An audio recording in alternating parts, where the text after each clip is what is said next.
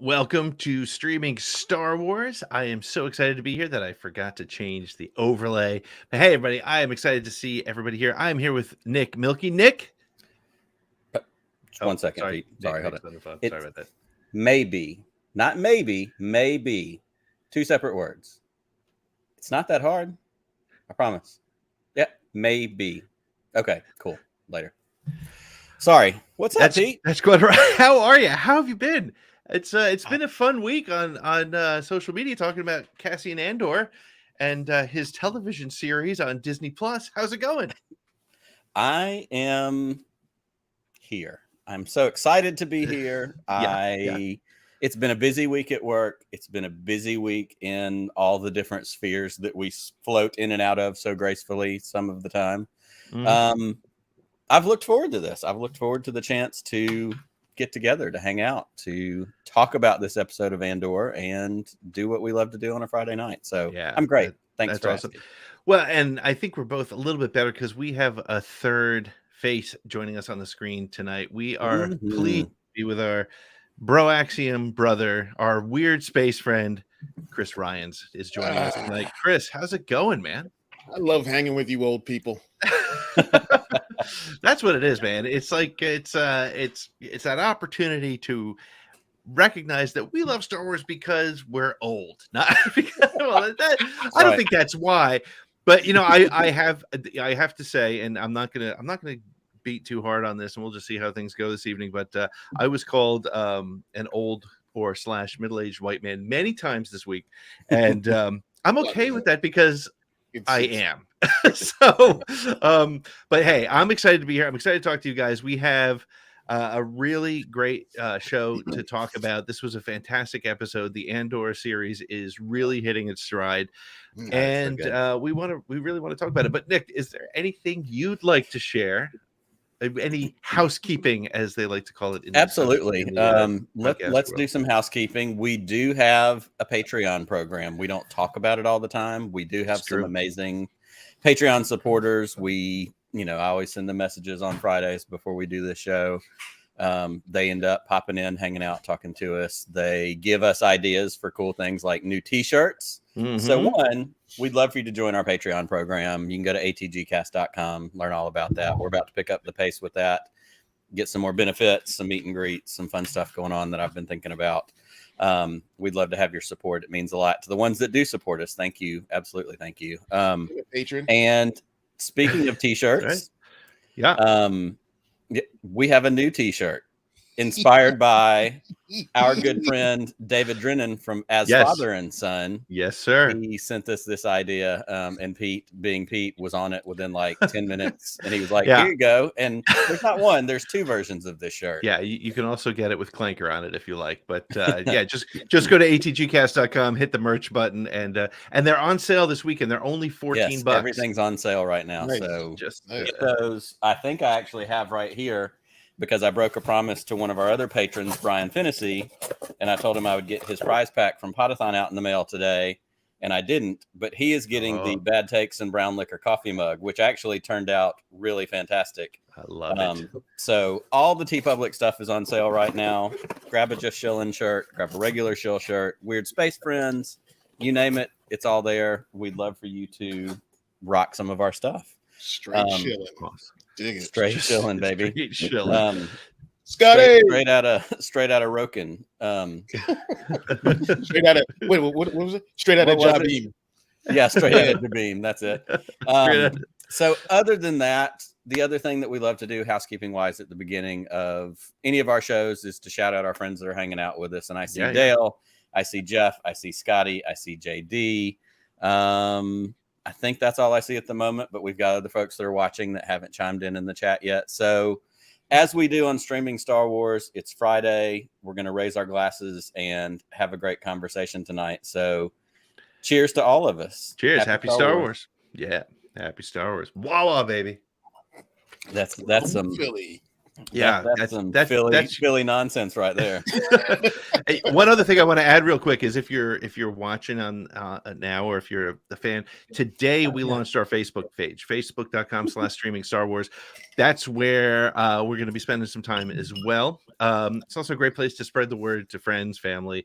It's also, I'll be honest, one of the reasons we went to Facebook is because of the fact that we do know that the demographic there is it's a little bit different. I try to get my dad to go check out tweets. He's like, dude, I'm not on Twitter. Yeah. So go to Facebook, check out our facebook.com/streaming Star Wars, join the family there, and we'll be putting some exclusive content, I think, over on Facebook as well. So absolutely. And just to give you an inside peek behind the curtains, this is how it works. That was the one thing Pete told me before the show. Hey, make sure we talk about the Facebook page. And in the housekeeping, that was the one thing I forgot. So this is a great team here. We pick up after it's teamwork. It's teamwork. If one doesn't say it, the other might. So absolutely. So, Dan's sitting at a campfire. He also goes fishing every weekend. God bless you, Dan. Dan's at a campfire watching us, which is it's an odd choice, but I'm happy about it. I'm happy. We love you, buddy. Good job. So let's get this party started. Let's talk about this week's episode in Andor. And one of the things we try not to do on Streaming Star Wars is be like, yeah, remember when that TIE fighter went by? That was really cool. Remember when those goats had 6 horns? That was awesome. What we want to do, we want to kind of just dig in and talk about some of our reflections on the show. And what we are going to do when we get a little bit into this is we are going to open the lines. We want to hear from you. If you're hanging out with us in the chat and you have thoughts on anything related to Star Wars news, to Andor, to social media strife, make sure to be at the ready. We'll put that link in just before we bring you on, but we want to hear from you. That's the great thing about Streaming Star Wars. We couldn't get Chris to call in, so we said you have to guest host. That's the only way we'll get you to do right. it. So we just went ahead and drug him in. But let's kick it off, Chris. Yeah, real quick before we go. When you said like, because I feel seen when you said like, you know that part when the TIE fighter flew by? I'm like, well, but that's okay. We're not saying it's bad. It's just saying that we don't do that. And we made silly voices mocking the people who did. It's not you, Chris. It's us. But it's me. But let's lean into you, Chris, and say, hey, what was your impression of Andor now 5 episodes into this? It's interesting. Like, we're used to episode 5. We're like, oh, we only got 1 week left. We're not even halfway through, man. So where are you coming in on this at this point? I think the show's terrible. Oh, yeah. I'm kidding. I love it. The pacing has been fantastic, and I hope that not every show has to be as intense or as dour or as this one. But I hope that going forward that these shows are given 8 to 12 episodes to tell their story. Yeah. This was like the 4th one was like, man, this is my favorite one. This is incredible. Then the 5th one came out. They're like, oh, this is my favorite one too. It just keeps getting better. It is. Oh man, I hate to do a rankings and all that stuff, but it's probably the best written show. Star Wars show, I think you're right. Somebody said on Twitter this week that it's like watching a novel. Which I think is a really good way to put it, especially. So one of the things, like I've said on the show before, and much to Chris's chagrin, I'm not a big comic book guy, and I don't read as many of the novels as I would like, and that's simply a time related thing. And honestly, when pandemic hit, I stopped driving as much, so I stopped listening on audiobooks. However, the pacing of this show is very much like, and maybe not even the newer novels so much as those old EU novels. I really feel like it's that build. Even these, it's got, to me, it's got the same pacing as the Thrawn novels. Not so much the Chiss Ascendancy one, but that Thrawn trilogy. Like it has that kind of feel to it. It's not action packed, and that's fine by me. Like I consume so much different Star Wars, media and whatnot, where even if it's not action packed like a lot of the books that I read, it's still Star Wars. It's still good. You don't have to check off a box with this action has to be in there. There has to be a lightsaber. Yeah. I hope there are no lightsabers in this thing. I agree with that. Yep. But I dig it. I dig it, and I absolutely love the pacing. Yeah.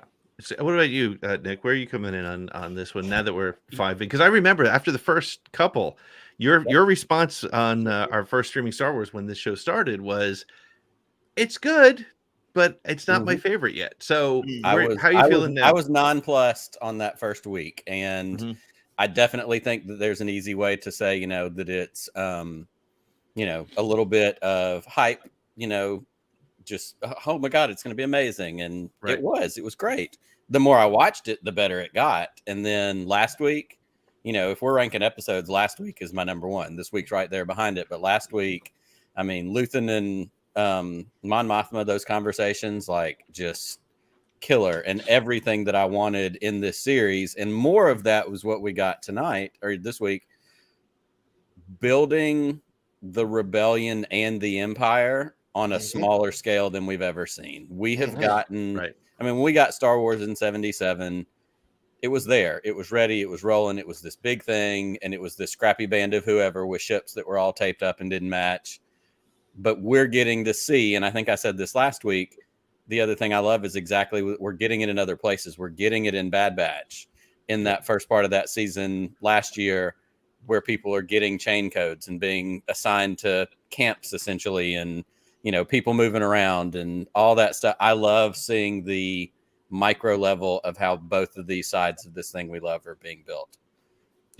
Yep. Now, I think that's what's interesting too, is if you think about it, and this was a tweet that I posted, which actually has gotten a lot of pickup, not as much hate, but it has gotten quite a bit of pickup, talking about how we've gone 90 minutes without any action to speak of since the escape from Ferrix, right? Yep. We've gone 5 episodes with not a single stormtrooper and no "May the Force be with you." And while that is, people have made interesting points, and it's true, you could probably drop any franchise into that kind of a story, but yet somehow this is still infinitely Star Wars. It is, Star Wars. And I have a tough time trying to describe what it is about it, but there is certainly something about it that feels like, there's some difference here. There's something that makes this Star Wars and not Star Trek or Blade Runner or whatever. It's definitely still Star Wars, and that's magical that they're able to do that. And I don't know if you guys have any thoughts on what is making this Star Wars, other than obviously some of the references, but it still feels Star Wars in a way. Absolutely. Chris Nolan's Batman trilogy. Yep. To me, that is a crime story in this crime-ridden city, but with a Batman skin on it. Yep. Absolutely. That's the way I look at Andor. Like it is a spy story. It's a revolution story. It's a story of repression with a Star Wars skin on it. That's how I look at it, and that's I think what makes it fantastic for me. That's such a great way to put it. I'm sorry, Nick, but that's a great way, because I've always said about Dark Knight Rises that was the second one, right? Yes. Is that Or no, the Dark Knight. No, Dark Knight. Dark Knight. Third. Right. The second one? Yeah, the second one to me is one of my favorite all-time crime movies. Not comic book movies, crime movies. It's just a great movie, and it's the same thing here. This is a great movie, a great story that happens to be in my favorite universe. I mean, how great is that? So Yes. Without a doubt. And I love talking about the dialogue, talking about how it's something that feels different, but at the same time feels like Star Wars. Chris, you hit the nail on the head. Like, it could be its own it could be its own Tony Gilroy something, but it has a Star Wars skin on it. But what it also does, and one of the many familiar things it does, is it just picks up and goes. Like, it started, that first episode was just started. And the great example, or the example that I use, and that Pete and I use all the time, I said this to him earlier this week. I said, call your dad and ask him what he thinks about all this. Yeah. My dad called me after watching, I think the maybe the first episode, maybe the first 2 episodes. And he said, so I just want to make sure I'm right. The first episode starts with him and killing the guy and the security guys, because it started in such a way that he felt like, wait, have I missed something? Was there one more before this? Yep. Because it started with right in the mix. And that's how New Hope starts. Right in the mix. The story is in progress. This story is in progress. It gets a flashback pretty quickly to, him, young Cassian, and we get some of that, but it doesn't start out it doesn't start out like Love and Thunder with, Korg telling the story of baby Thor. It starts out already in motion, and that's also very Star Wars. 100%. And it's already influenced the way I look at Rogue One, which I'll get to in 1 second. Before I forget, stick with us. Keep your ideas, your thoughts on all things related to Andor this week and any Star Wars news you want to chat about. We are going to put a link in for callers to join us live on the show in just about 10 minutes or so. So hang out with us, be a part of the show. We can't wait to hear from you. Whatever you're thinking, we want to hear it. Let me throw this to you guys, because I know I haven't done it yet. I want to watch Rogue One again very soon, but I already feel very different about that movie, which I liked very much in the first place. I'm not going to say I like it more or less, but I have a completely different appreciation for those first moments when we meet Cassian. Chris, what are your thoughts on that? I don't know if I could already like Rogue One more than I already do. That movie, all right. I don't cry a lot when it comes to movies and entertainment, whatnot. I know people watch the trailers and they start weeping and all that stuff. I don't really do that, but I cried at the end of Revenge of the Sith because I was like, this is it. This is the end. This is it. Yep. And then I got teary-eyed at the end of Rogue One because I was like, this had no business being this good. And it was just a fantastic, movie. I don't know which one enhances the other. Maybe they both enhance, one another. Just knowing where Cassian is at that point, and now it's so fantastic getting to see his journey to where he is. Because right now he's like, it's all about me and getting away, and almost like Finn. Finn just wanted to run, Yep. But they're doing a whole lot more with Cassian's story than they are with Finn's. That's it. It's okay. It's okay. It's all right. I think we're gonna get more Finn. I believe in. Hey, when you call in, guys, think about it. I'm 99% sure we're gonna get more Finn, and not just Lego Finn, which is where right now Lego Finn is he's handling all my expectations. Lego Finn and Dan is right. Yeah, it does in a way, but Cass is not really part of the Catalyst book. But yeah, it does. It's the all around, Rogue One, Jin, Cassian, Guardians of the Wills story. Yeah, definitely does add to it. Yeah.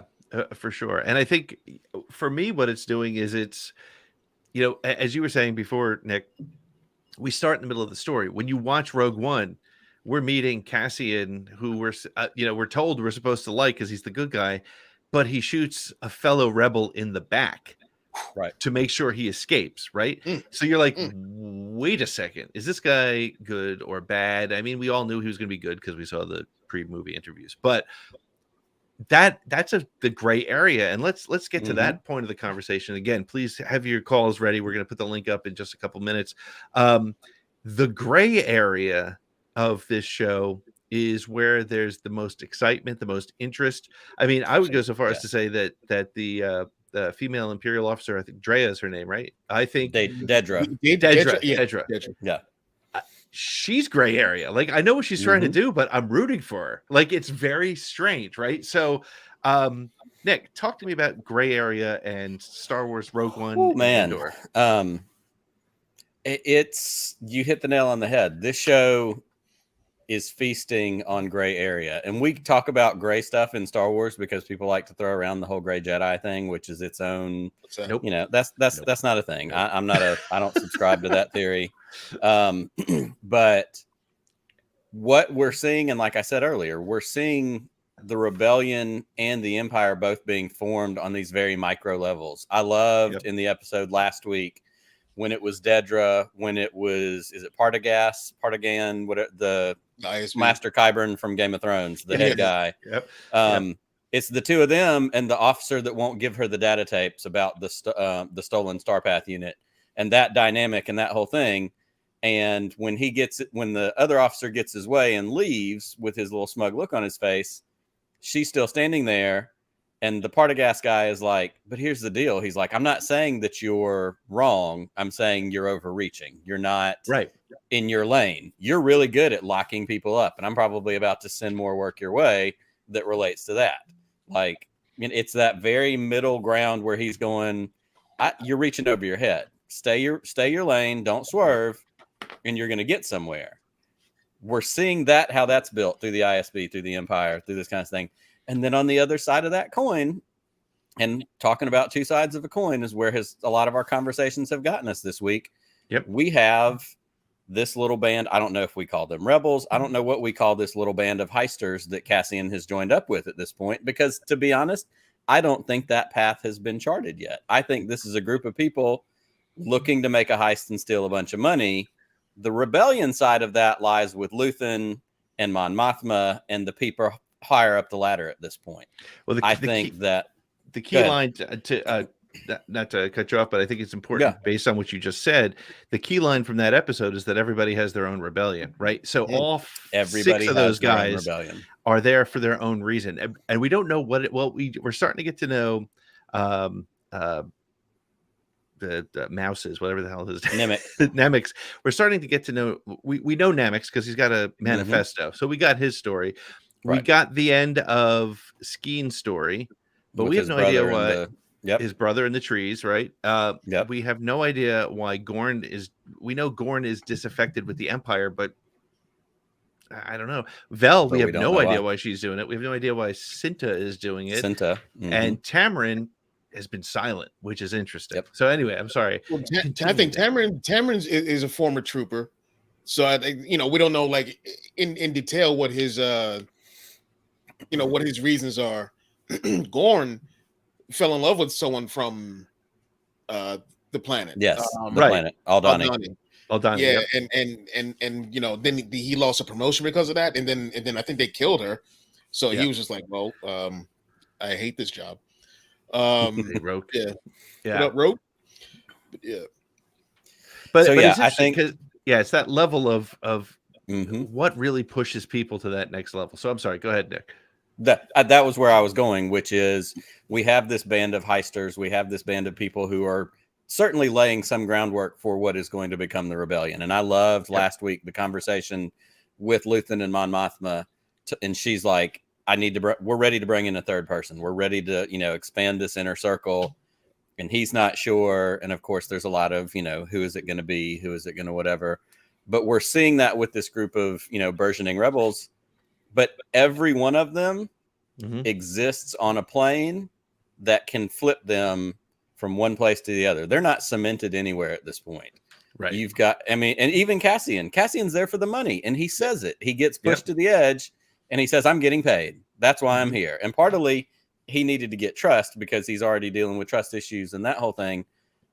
But every other person on that thing, somebody's going to be, I still think somebody's a snitch. Somebody's going to flip them with, the base or the whoever. That's the way these heist stories work. We're 100%. It could already be in the works, or it could be trauma induced. Something could happen in the middle of the heist that flips young Mouse or somebody else. We don't know. And that's the thing that I think this story does so well, is it's showing us everybody's fragile. We're all fragile. Everybody's on the verge of, as they say, becoming the thing they swore to destroy. Everybody's right there. And you live, what is it? Live long enough to become the villain. Yep. We're setting that up in an amazing storytelling level, and we're feasting on that, and I love it. Yeah, Chris, you were making a face there. Where were you going? No, I absolutely agree with Nick. There's barely any trust to be had. Like even Skeen had said it to Nemec. He's like, it's like, well, you trust me, right? He's like, I barely trust you. you know, but and that's something that, you know, that keeps going with every part of this story. I think, with exception to Luthen and Clea, I think there's trust there. Right. But past that, no, I don't think there's any trust going on. And like you're saying, the one thing about the story is we thought we had Cyril laid down. Like we had him locked down in that, you know, the first couple episodes. We know who this guy is. I mean, he's a scumbag. He seems like someone who's been, you know, what is that phrase? A stage mom. He's got like a stage mom. I think that's what they said. And you know, so you start to see, you know, where he's coming from, and maybe he isn't like, you know, maybe he is all about justice, but it's just like where he's put within that whole system, with him being a corporal cop, and maybe like he's like, well, these are our you know, fellow employees, and they were, you know, gunned down. We should do something about that. You know, maybe he is good in that sense. To other people, he's bad. Maybe he is bad. And that's the thing with this series.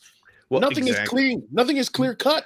Well, and that's what the show is doing for us, right? And this is why. And let's touch briefly on the tweet that got destroyed this week on Twitter. And I'm not going to go into too much detail. If callers want to address it, I'm happy to do it.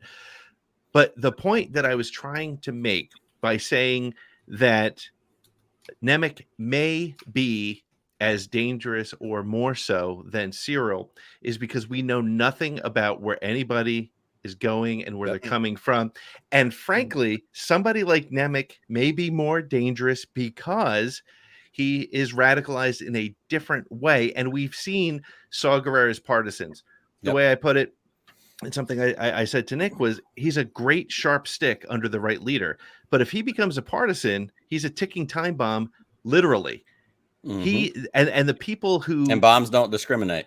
They don't. They will blow up wherever they're placed, and he will do that because. And look, I'm going to hit the manifesto word too, real quick.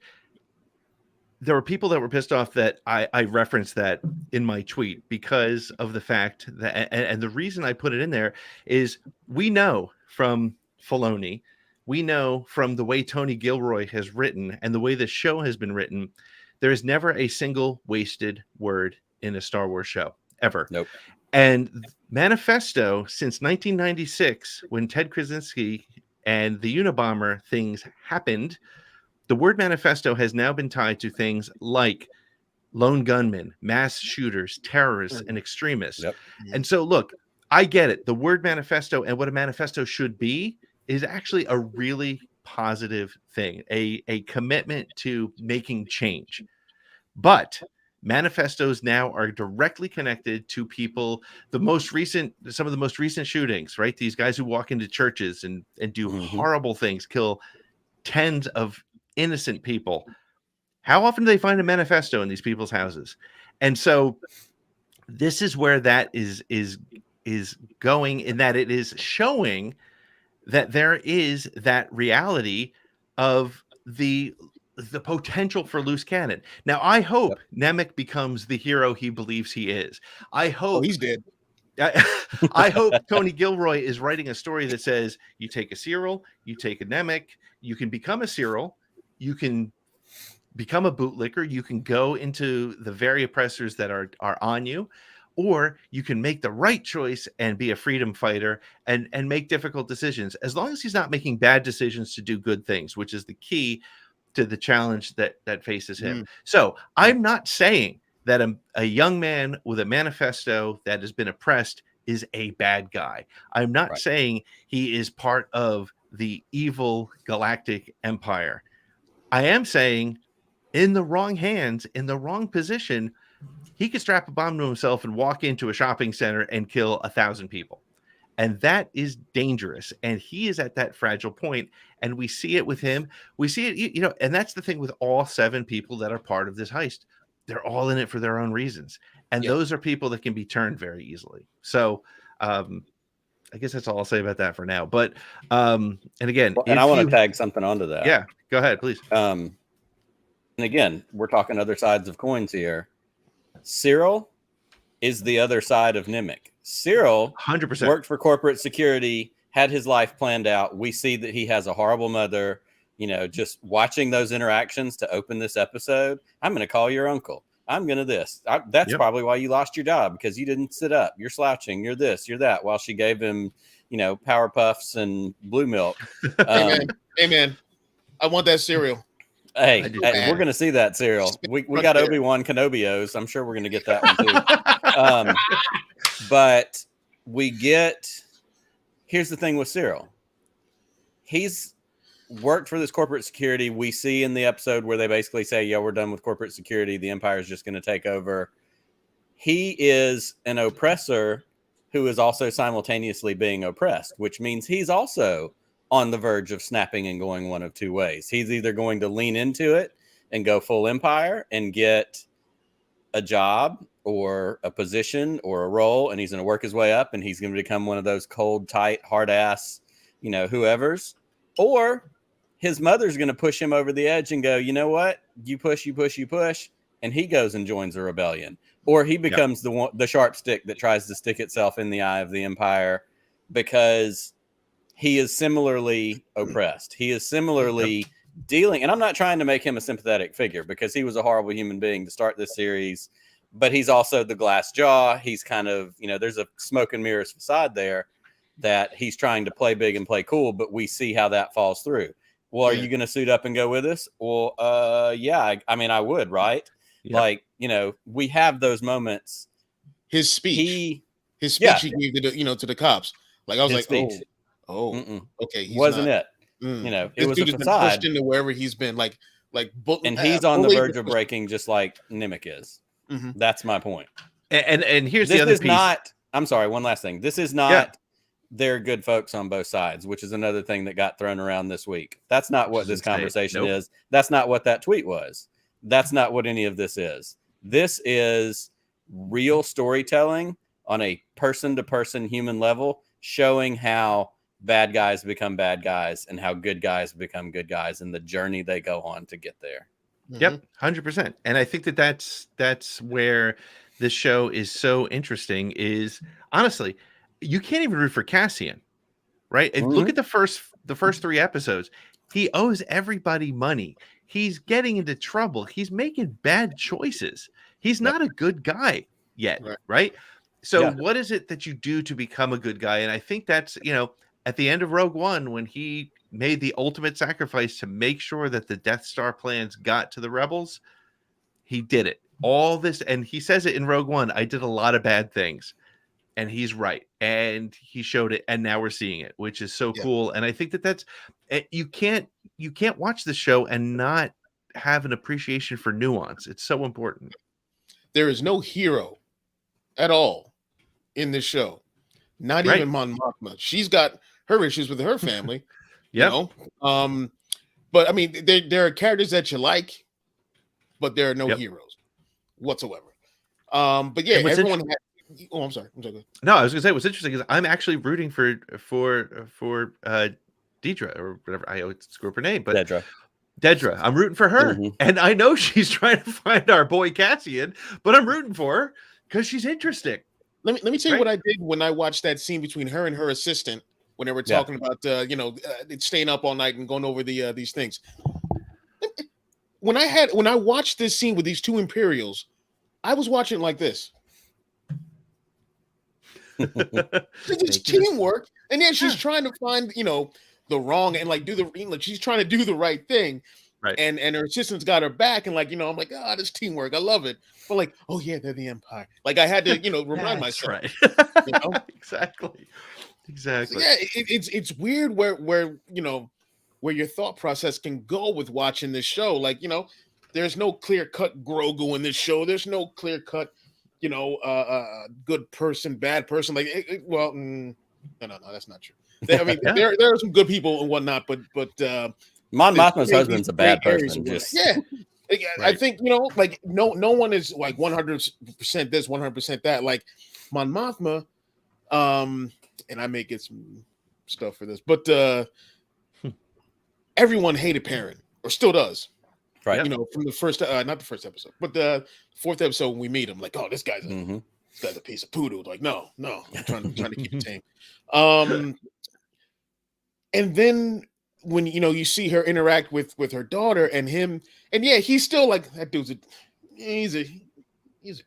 But you can tell like she doesn't engage with her family like anything because she is so invested in what she's doing with the Senate and starting this rebellion. So I mean, I get it, but on the other hand, something is suffering. And, it's a different sacrifice. She's sacrificing her family for this, right? Yep. They're right to be, a little cross with her, especially the daughter. And plus, she's in her rebellious teenage years, so multiply that by a million. But like they have a right to. Parents kind of. I'm looking at him on the side, like he's kind of shady about it, But you can tell that dude's like a straight up lifetime jerk. But but the daughter, as flippant as she can be, is not entirely wrong in the way that she talks with her mother. Right. Yep. Unfortunately, like if that were my mother, I'd have been thrown out the window probably.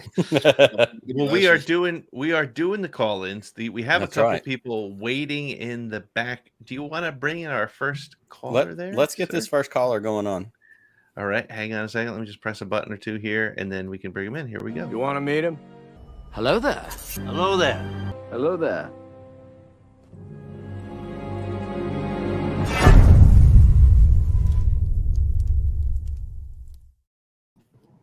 And in true caller fashion, like a dang sports radio show, we've got an audio-only caller in. Daniel Miller, what is up, my friend? I know that guy.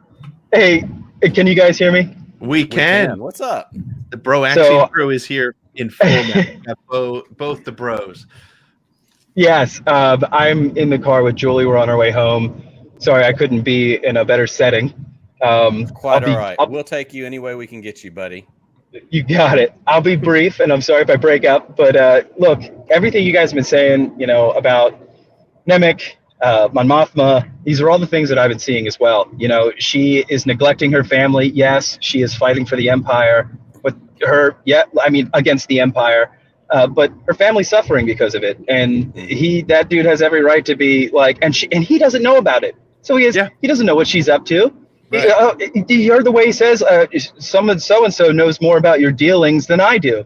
Mm-hmm. He knows nothing about what she's up to. He has every right to be upset with her. Bro. Yeah, like exactly.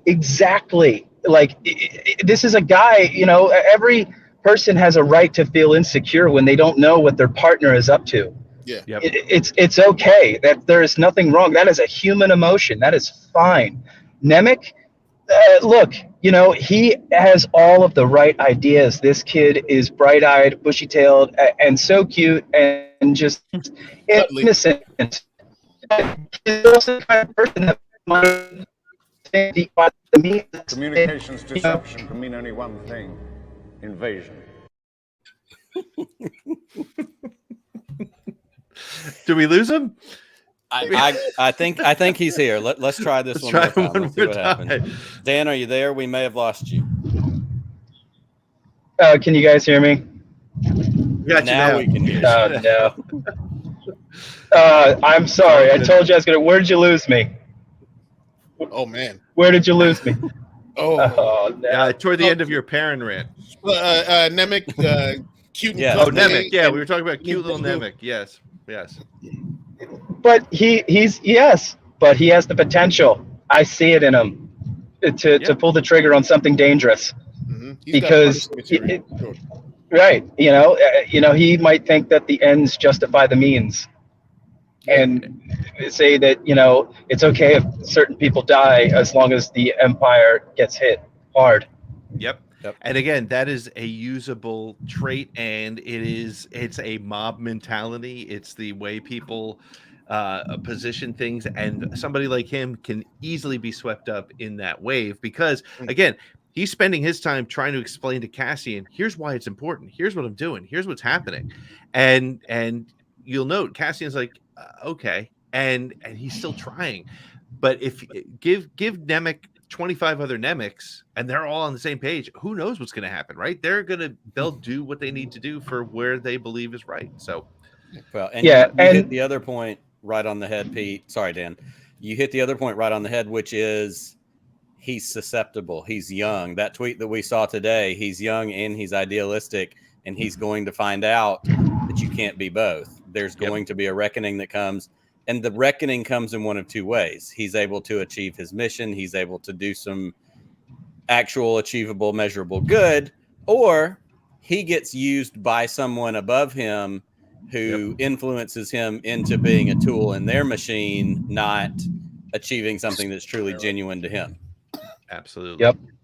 And just to touch on what you said, Pete, the word manifesto has never been used as something that was good.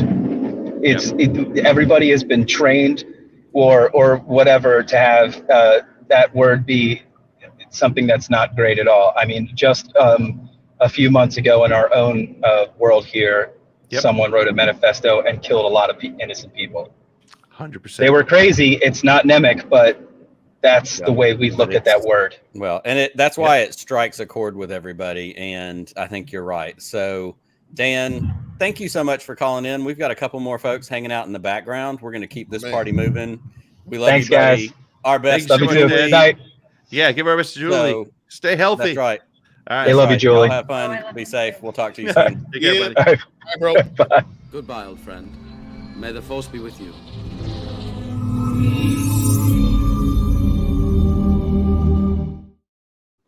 I love these transitions. It's years of watching Bombadcast, I think. That's right. We are nothing if not prone to use all of our superpowers for bad. I mean, good. So, well, Pete, we have another caller on the line. So why don't you hit another one of those fancy transitions and let's keep this party rolling. Can you speak Bocce? I can, sir. It's like a second language. Can you speak Bocce? Bocce? Bocce? Bocce. Bocce? Bocce? Bocce? Can you speak Bocce? Jeff, welcome aboard. What is up, fellas? Look at my face. Nick, Pete, Chris Ryan, Black Dynamite himself. Hey, Nick. What's up, dude? What's up, fellas? So, Nick, you remember earlier today I told you I had a little something I was working on for the call-in tonight, right? I do. You're clearly up to something or somewhere fun right now. This was my little thing I was working on for my call-in. Shut up. Oh, no. What? Why is Scotty with Jeff? Oh. Is this a YouTube show? Is it? Oh, man, I thought I hit something my God. What is ATG Cast? Sounds like he makes bad tweets. It's around the corner. Oh, my gosh. He does. Look at these kings right here. Hey, Nick, there's somebody else here you might. My guy, Scotty. I don't know if you remember this guy. Oh, and Mike West in the house. What's up? So, little backstory. Oh, Noah's here too. I don't even remember Noah. Can you see Noah? I do know Noah. What's up, dude? There's Noah. And then wait, one more. Oh, Katie's back there too. We also got Mr. Kate, the real star of the show. Hey, Katie's there here. she is. Yeah, it's a Patreon party. So little backstory. Mike invited me to go to the LSU football game tomorrow. And in my head, I'm going, wow, I can go to football. And I go to Baton Rouge and meet Scotty. So here we are, Baton Rouge. We met at Cane's. We had some supper. We hung out. We're like best friends in the world now. And then we came back to Mike's brother's house. And we were like, our whole night was set up just so we could call into the show. For real, it was awesome. And surprise It was sick. Surprise you guys. So awesome. That is a delightful, delightful surprise. I truly had no idea. So well done to all of you. Scotty, so good Hey, to ask see us you. an Andor question. Yes. No, you ask us. You ask us. No, an you ask us an question. Andor question. This is the way it works. Do they all die? Because I'm convinced they're gonna get killed. They're gonna get all everybody but one, Cassian. But I really think we're gonna see like Rogue One, mini Rogue One happen, and everyone's gonna be like, ooh. Yeah. Especially the ones that were like this heist. Yeah. This next coming up. Yeah, the next one coming up. Like they're gone. Yep. No, I think Skeen is a dead man. Skeen is a dead man. Nemec is a dead man. Yes. I think Vel survives, and only because I think we saw pictures of her in some other stuff. You're probably right. So here's my deal with Skeen is like he went through Cassian's junk and got a warning, and then he held a knife on him. So if I'm Andor, I'm killing that son of a bitch. Yeah. Right then and there. I'm like, that's the last time you put a knife on me or touch any of my stuff. Yep. and that's it. I'm in this right here. I mean, Cassian shot a cop in the face because he was afraid and shot one of his own guys in the back. Right in the fucking face.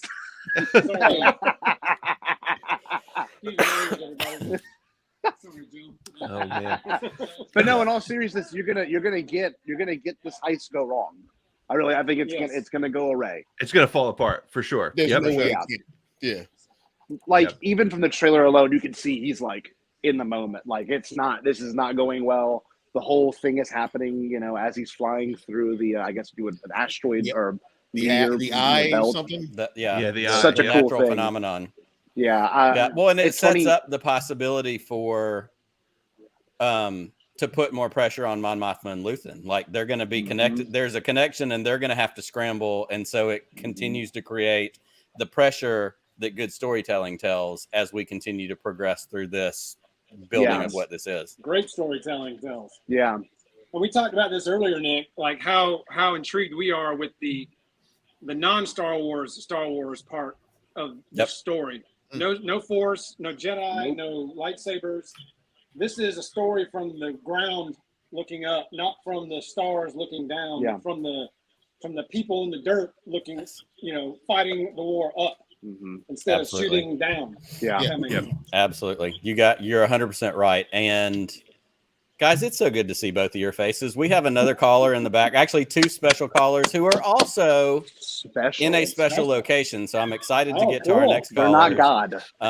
They're not God, but they are right there, right behind it. So thank y'all for calling in. It makes my heart happy to see y'all together. So good to see you guys. And hey, Scotty, give Katie my best, huh? Stay bomb. It's also great hanging out with you, Disney Shields. Disney Shields. Disney Shields.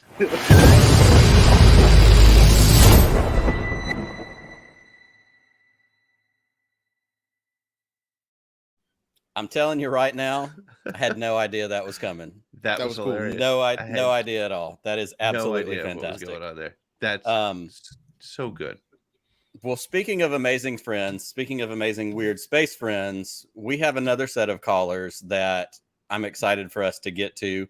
One of whom I just got to talk to 2 nights ago. We had an amazingly fun conversation.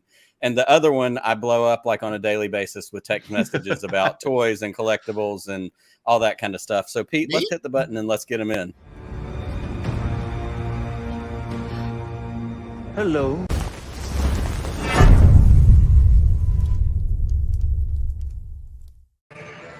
Looky here. Straight It's from Brian their shill trip and to Holly, Disney.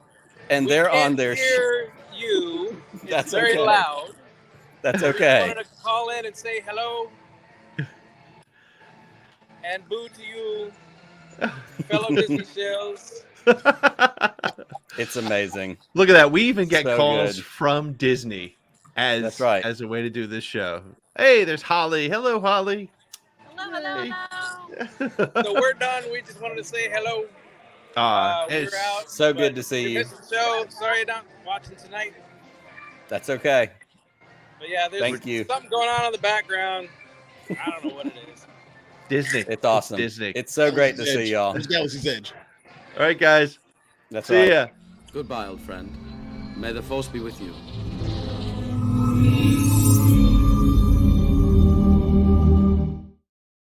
I'm so How jealous. fun was that? So good to see I wanna people. go back to we Galaxy's Edge. we had somebody and we lost him. He was there and he's back. I bet he's coming back. We'll talk for a minute. I bet he'll come back on. Nick, can you throw the link again in the chat? Yes, I know we have a bunch of absolutely. people hanging out. And listen, like we said, there is nothing. There's been a lot going on. We're more than happy to talk about any topic related to Star Wars and related to conversation about Star Wars. We did get our caller back. So let me let's get him in here. Bring him in. You want to meet him? Hello there. Hello there. Hello there.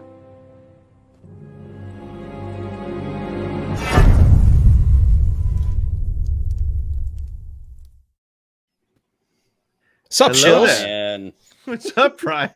Shills. Yes, we are. How's it going, man? Is It's this like a going game? well. Is this like a game used jersey? If I send you this mug and I use it first, does that make it more special? Sure. You'll be able to get upwards of $1.18 on eBay for that. That's right. It's totally clean. It's all good. But because I didn't fulfill my promise to you, it's still sitting here on my desk. So. Yeah, Brian, I would make sure to wash that when it shows up at your house. Yeah. Oh, absolutely. Fair enough. What's up, friend? How are you? Nothing. I mean, we're talking about rebellions, right? Indeed, we are. What you got? Well, my biggest thing I was going to mention back to a certain tweet that was discussed earlier. Yes. True. And just wanted to bring up the fact that, not all people that are involved in rebellions, whether they're in a different galaxy or in our very own place, are never really all full of good people. Very true. People who are rebels tend to be, attract certain people sometimes. That's right. Not only just, there were people on Twitter defending some of the horrible things that Saw Gerrera did this week. That's right. Saying that it didn't matter that he killed a whole bunch of innocent people because they may have they lived on a planet that was, involved with the Empire. Right. And whether or not someone else said the word manifesto, it's a bad word. Sure. Everyone understands that. I mean, there's people from the American Revolution on our side, on the American side, that were kind of not the best people either. Well, Brian, you're 100%. In fact, I again, something I shared with Nick earlier this week. If, when Star Wars came out in 1977, things were very simple. They were very cut and dried. All you need to know about the Empire was they were the bad guys. All you need to know about the rebels was they were the good guys. We were 1 year removed from the bicentennial. For those of you who are old enough to remember, there was a huge celebration. Everything was wonderful in America. The Patriots won 200 years ago. By today's standards, and I guarantee if you take half the people on Twitter who attacked my particular tweet, they would call the American Patriots terrorists. And you know what? You can't argue with it. When you go back and you read the things that they had to do to win that war of independence for the United States, it was acts of terrorism. Yeah. It's not pretty. And that's the point that I was trying to make is good people will make bad decisions if they're not properly guided, essentially. Yep. I mean, around us, we have they call like half of a local hero was Joshua Huddy, was a captain in the New Jersey militia. He eventually, he grew up in way South Jersey, got thrown out. He was just a horrible person. He got arrested all the time for stealing and assaults. He grew up as a Quaker. They threw him out. But you know what? Revolutionary War came out and he said, I'm in. Yeah. They gave him a commission and he didn't originally start fighting in battles. He just went around to loyalist farms and houses throughout the state and burned and killed people. Eventually he got caught and was hung by the British for doing so. And it almost caused a huge uproar because a lot of fellow patriots wanted to enact revenge on him. But it was also the same time right when the war had ended. So Washington didn't really like the guy and didn't approve of what he was doing. So he just kind of kept kicking the can down until the French intervened and said, you guys can't string up some war prisoner that you have that's British because of this. And but that's just a little Jersey history for the rest of you. Hey, I love that. That's and again, it illustrates exactly the point we've been talking about tonight, and it illustrates ultimately what the point of Pete's tweet was. But we know Twitter going to be Twitter. Half of it is people with a different agenda. Half of it is other people not reading it, and then there's a remaining phantom half that is, oh yeah, I see what you mean. So you can't count on, first of all, you can't count on Twitter, period. We all know that. We all know that, that's not real life. But it re-illustrates, and even your example, Brian, re-illustrates the point that the storytelling we are getting in this series is so incredibly well done. And I said this, every week since we've talked about it, I think I said it with you guys, Chris, last Sunday night. The fact that we have 12 episodes, like Pete said at the top of the show, we're on 5 and we're not halfway done yet. We're not used to that. But because we have this much show, the dialogue is allowed to have weight. The dialogue is allowed to actually matter, and we actually get to develop. And if it's in 3 arcs 4 times in 2 seasons, by God, give it to me, because we actually get to build a story that we haven't seen before, and that's what it's all about. It's truly fantastic. 100%. Absolutely. 100%. Yep. Well, anything else, Brian? Any other standout moments? Any other key parts of this episode of the series so far? I don't think we saw you last week, but no, I was working. But no, the biggest thing, I felt like it was Skeen that said it was a manifesto. Yes, it was. Mm-hmm. So, and I don't think that Cyril's a good person. I don't think he's going to be redeemed. I think he is just that. Agreed. I kind of was going back and forth with Daniel Miller earlier that, he came from shitty. His mom's obviously not the best. She's a piece of work, as we like to say. But if we're going kind of by, I mean, we can go a little bit off of how old the actor is. He's in his 30s. Right. So he's his own man. You can't be in your 30s saying that my mom was mean to me, so I'm going to go and just go start shooting people and bringing stuff up because my mom didn't like me. That's not rational. I mean, she could have had some kind of a hold on him that was just tough to break, and maybe he's got something in him that won't let him go past. That I'm not trying to make excuses for the guy or anything like that, but that could be the case with him, and he's just been weak-willed, and maybe there's not a lot of a spine there, and he just keeps getting pushed into whatever situation he has to get into. He just comes off like that typical either military cop, middle manager. I'm going to sit here and just push paperwork and make everyone's life hell, but I'm not going to do anything myself. Yeah. Well, the interesting thing too is, and that I took away from it, and again, I go back to the Twitter mob that came after me. Put in that situation, he froze, he panicked, right? Absolutely. They literally showed in episode 3 that he was a tough guy when he was sitting behind that computer. But as soon as things got real, he was a keyboard cowboy. And as soon as things got real, he literally froze. I mean, his lieutenant had to yell at him to get him to make a move. His inspirational speech was garbage. Was not. Right. It was the flattest thing I've ever seen. And even, you're watching it going, whoo, like if there could be anything more opposite than in Endgame when Captain America gives that speech on the platform and Paul Rudd or whoever looks at whoever else and he's like, he's really good at this. This is the farthest opposite thing from that. Yeah, absolutely.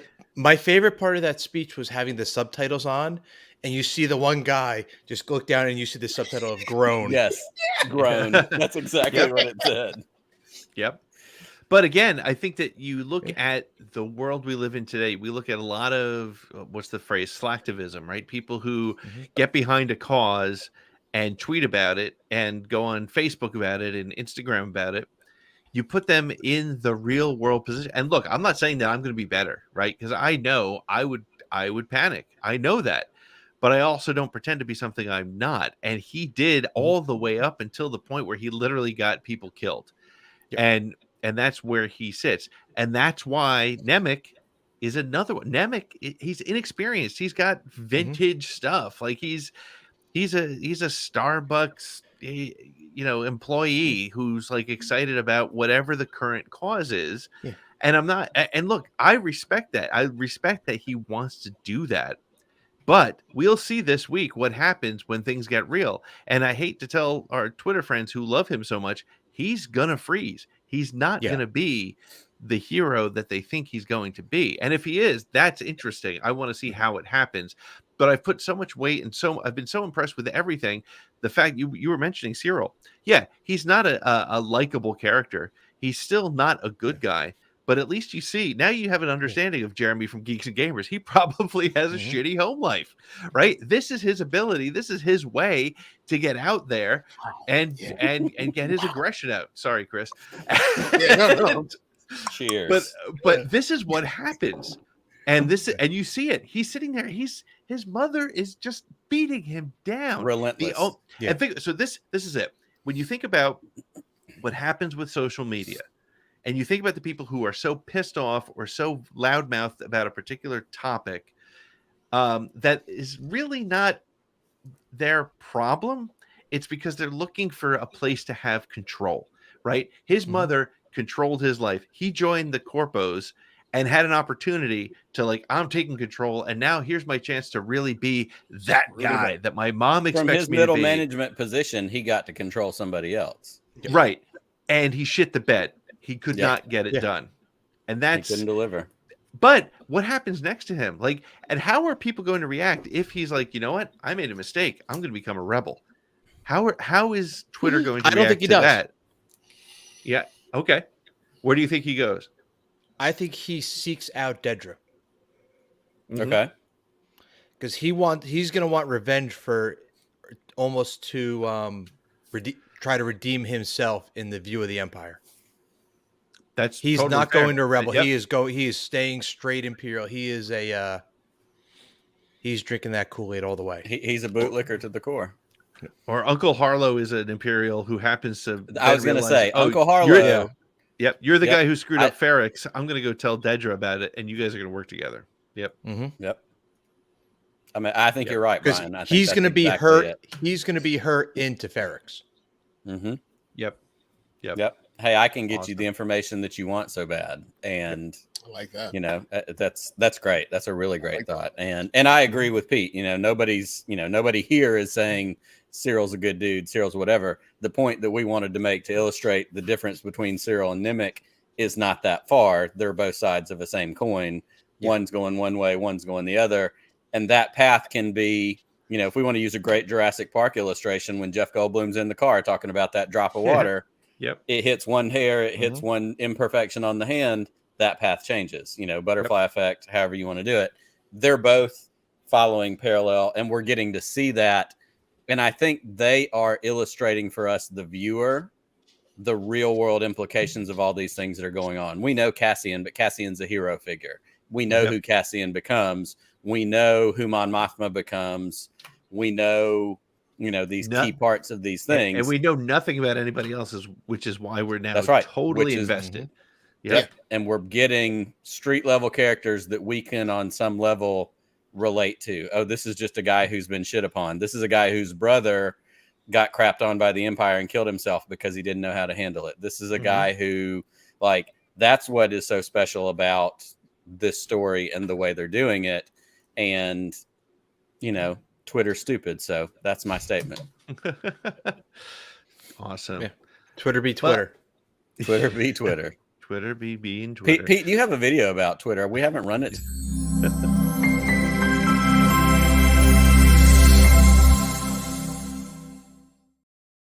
Sums it all up right there. Sums it up. Brian, man, thank you so much for joining us and being patient, and waiting, and coming on board, man. Love hearing from you every single week. So thank you for popping in, dude. Brian, let me know when you're going to stop by the shop again, dude. I want to make sure I'm there this time. I will. Probably not like December or January. Okay. But we have another meeting coming up on January, I understand. Awesome. Through. Cool. Awesome. All right, Brian. Thank you so much, good buddy. to see you, Brian. Thank you, boys. Goodbye, old friend. May the force be with you.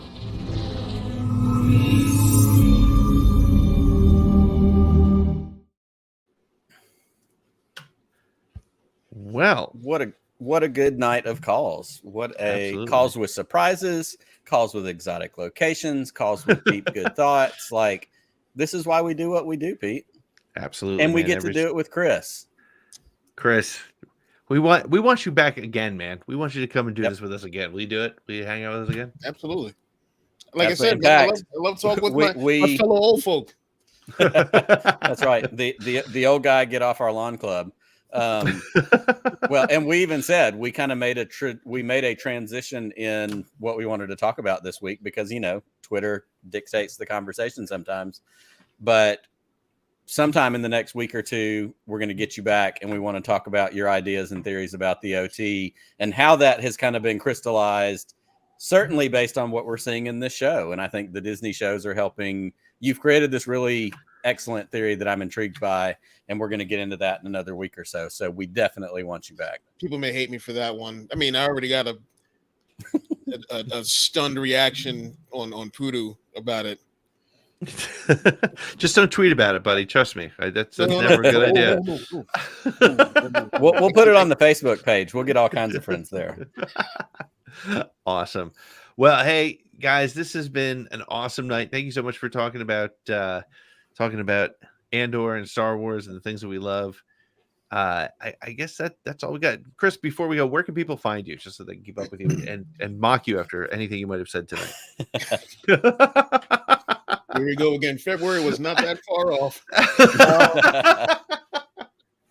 Yeah, you can find me. You can find me on Twitter under my name, Chris Ryons. And of course at Bro Axiom, but please don't throw any heat at the Bro Axiom page.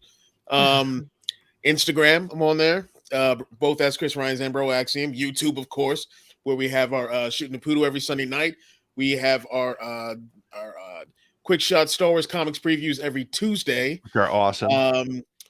Every Tuesday. Then every Tuesday night, also we have for the remainder of the series, Dan has his top 3 moments from Andor, and it's stupidly called Dandor because I make goofy titles. No, I love that. Perfect. Bi-weekly, the Star Bros come out with the podcast. It's our Star Wars Easy Listening podcast, and I just started a non-Star Wars podcast with my bro Mick Jamison, and we talk about a bunch of old movies. Awesome. not terribly old, but I mean, I'm jealous of that. I'm gonna lobby for a guest spot sometime. Yeah, it's down the road. It's happening. we did our first one a couple weeks back, which is Jesus Christ Superstar, because that was something that we bonded with when we were. I'm not even religious, but I love that movie. It's a classic. It's a classic for sure. Yeah. And the next one we're doing is Galaxy Quest, so it's going to be. Hell yeah! All right, I'm dialing in for that. That's awesome. Well, Nick, this has been fun. It's been real. I'm sorry. One more thing. Almost forgot. Yes. Bro Axiom Games. Also we do that on Tuesday's a busy day. You got to get out on Tuesday. With Roke and Dan, and we play video games. You can see us on Twitch at Broaxiom _. That is a dash that you can put on the floor. It's low. It's low. It's a floor dash. Floor dash. Gaming.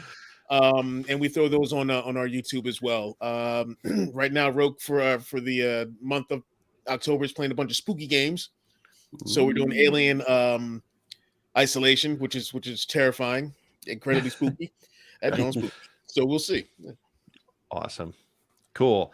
Well, make sure to hang out with Chris. Make sure to hang out with us. Come back next week, and when we'll talk about episode 6. And I promise I'll try to be a little Dude, I wasn't even trying to be controversial. That's the problem. Like if I was trying, I could be controversial. I wasn't even trying. But this was just a thought. Yeah. So I think next week we're gonna have a lot to talk about because I think it's going to be the heist episode, and I can't wait for that. So Rocktober t-shirts coming soon. Yep. All right. Well, Nick, may the force be with you. Always. Just one more round, friend, then homeward bound, friend. Don't forget me in your dreams. Just one more song, friend, and then so long, friend. The nights get shorter, it seems. Just one more rhyme, friend. Yes, it's a crime, friend. But you know time, friend, time can fly. So it's good night, friend. Good night, but not goodbye.